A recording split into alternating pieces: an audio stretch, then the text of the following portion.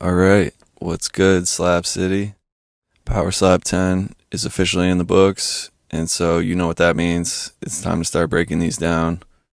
I put a poll up on my Instagram as to which one you wanted to see first. I gave you like four options, and you picked this one, and I'm not surprised at all, but that's what we're gonna do. So to start, I mean, this was an epic fight, man. Definitely one of the best fights I've ever seen, albeit a short one. It only went two of a possible 5 rounds, so definitely on the shorter side. And yeah, this was just an incredible fight. It takes two to tango. And at the end of the day, I say this all the time, like this is Power Slap, but this is the entertainment business. And these guys did just that. So for those who don't know, I was actually at Power Slap 10. This was my first time seeing a Power Slap card live. And so, yeah, I was here for all these fights that I'm going to break down and met basically everyone that competed with the exception of a slim few. So, yeah, definitely excited to break this one down. Definitely want to give props to both guys for taking this fight on short notice. Isaiah just won the belt and was putting it on the line right away. So, much respect for that. And Bordeaux, he's been waiting on this title shot. He's been putting together a streak, undefeated prior to this match. And so to take your title shot on short notice, that takes some balls. So got to give kudos to him as well for that. And I also just want to qualify for this breakdown that I'm actually boys with Bordeaux. That's the homie. We've been talking about this fight for what feels like forever now, even before Power Slap 9. But I did want to let you guys know that ahead of time. I don't know Isaiah at all. Didn't get a chance to meet him, although I was at the Slap News party and he was there. Got to see him, but didn't get to meet him. But yeah, so just the utmost respect for both guys. I'm going to do my absolute best to play this down the middle. But at the end of the day, I do think that the reffing was awful in this fight. So Bordeaux right on one with a measure, the Hawaii lean. And look at how much he's extended. Boom. Stumbles Isaiah. That was a huge shot. That was a big shot. Look, the ref is even making him walk. So let's take a closer look at the slap. And you'll hear that Bisping said, let's take a look at it because it might have been high. So one thing I've noticed about the commentary team is that they consistently call a slap that's deep high. So you can't always trust when they say a slap was high. People that have watched it a couple times might know what I'm about to say, but I bet you a lot of people that haven't watched it back will not have noticed this. And you'll see that I put a white line vertically through like basically the center of Isaiah's ear. And when I look for any movement during a slap, I like to have a solid indicator, like a solid line lined up with a point of reference so that you can see by the time contact's made exactly how far they moved. And so, yeah, that's what I have here. It's a line going basically through the middle of his ear, maybe a tiny bit to the left of the middle. But anyway, you'll see. Now, at this angle, I'm using this to determine whether or not he moved forward or backward. We're going to take a look at the other angle after. But for this, I want to make sure that it's clear that I'm looking for movement forward or backward. Right now, but let's take a look, because that could have been high. Boom, stop it there. Okay, so this is the point of contact. So you'll see the line started basically in the middle of his ear. And now there's literally, you can see space between the line and his head when the strike lands.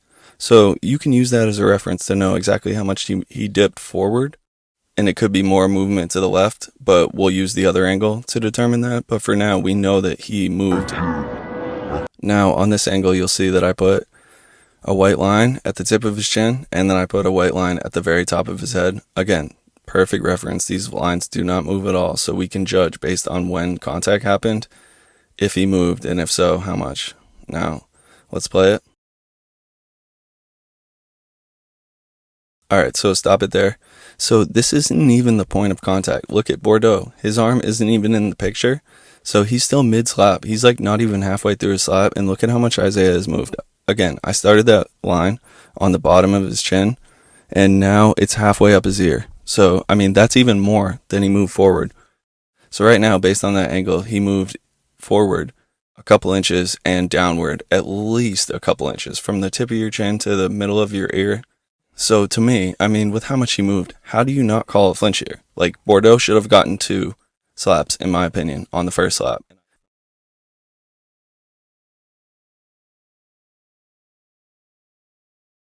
We got to give a shout out to Isaiah here. Like, this was a great recovery from him to be able to find the table, avoid having to take a knee.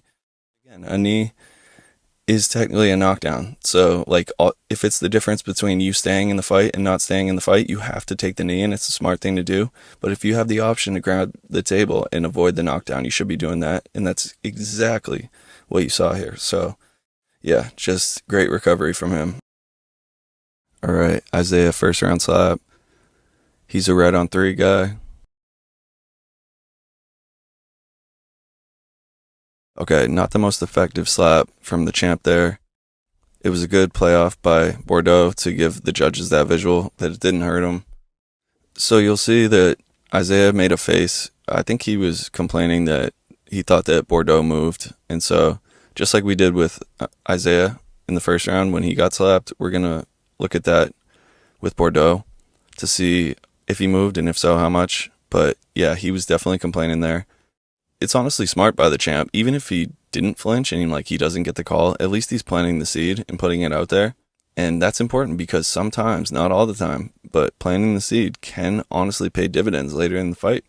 So regardless of whether or not he moved, it was a veteran move by the champ to at least acknowledge it and try to plant the seed for down the road.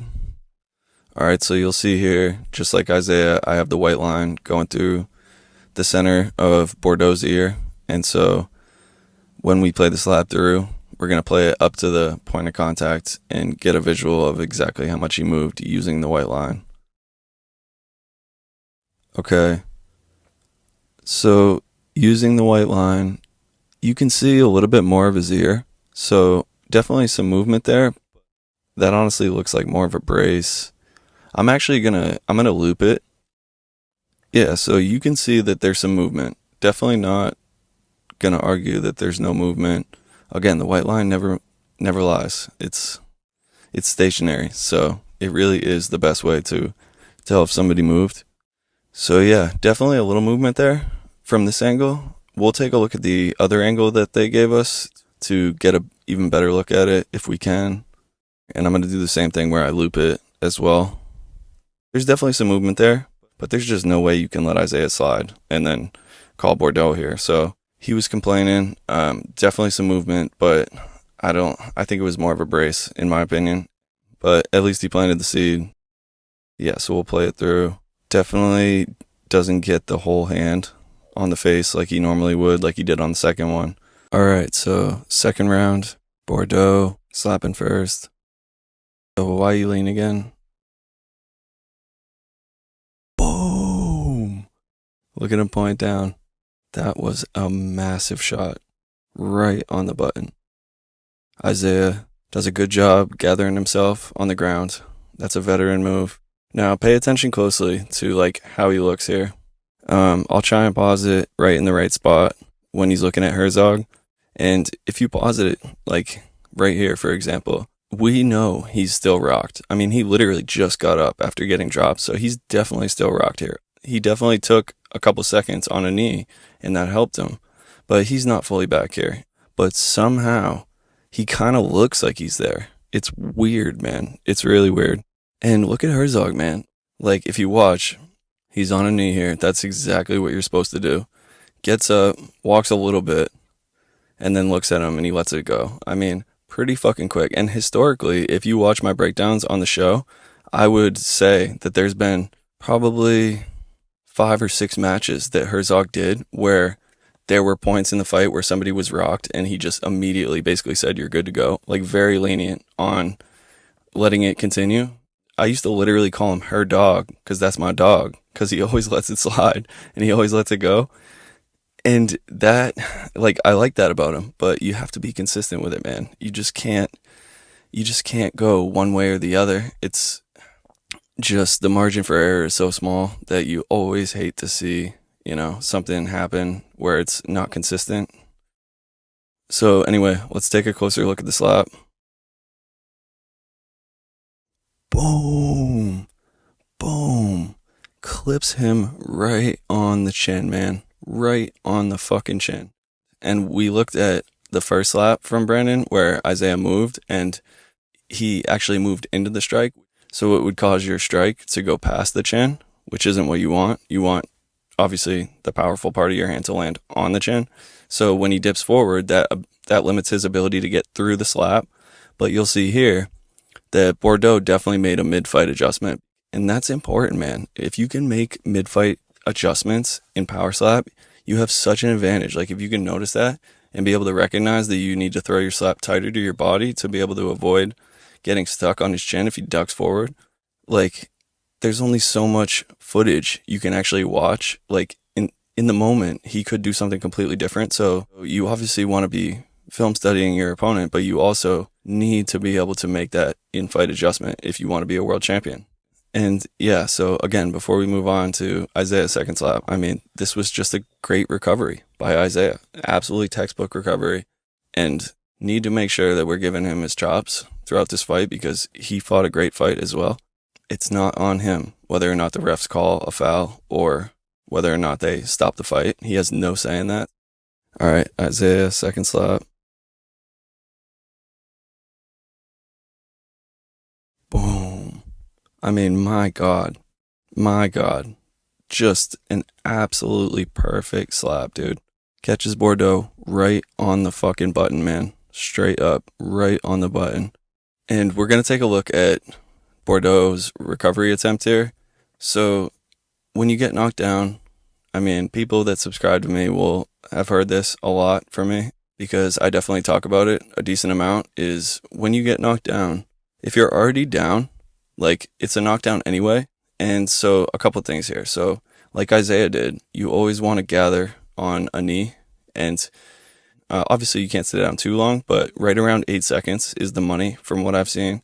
Like if you're purposely staying down, they'll let you stay down. Obviously if you stay down till 10, they'll wave it off, but people hop up on 8 consistently. And it seems to be like the magic number as far as when to stand up to maximize the ability to get your wits about you and then obviously stay in the fight.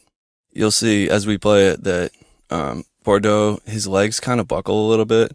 His defensive stance was a little vertical, in my opinion, from looking at it. He seems a little bit stood up and probably has to do with the fact that he has a height advantage over Isaiah. So obviously the higher up in the air he is, the harder it is to hit his button. I think that it might have backfired a little bit here just because his legs were straighter, and you'll see that like part of the reason why he got knocked down is because his legs buckled like that. And I think that part of the reason why his legs buckled like that was because they were so straight as opposed to flex. Like if I wish I was able to just like run this in a simulation to see what would happen, but just looking at it, I would love to see what it would have looked like if his knees were a little more flexed. I mean, he ended up getting hit on the button anyway, so it's like if you're going to be that tall, like that if you're standing that high up, he's still going to be able to hit your button. So I think that I'm super curious to see what would have happened when that strike landed if his legs were a little bit more flexed, to see if they buckled that much, because that's really where he lost his balance, was where his legs buckled. And so yeah, gets down to a knee, he tries to jump up right away, so this was too quick. But I don't even think that this one was the one that got him. Like, let's say, so he tries to get up, stumbles, then hops up, and then after he hops up, he like stands there and then does a stumble right when he like starts to walk.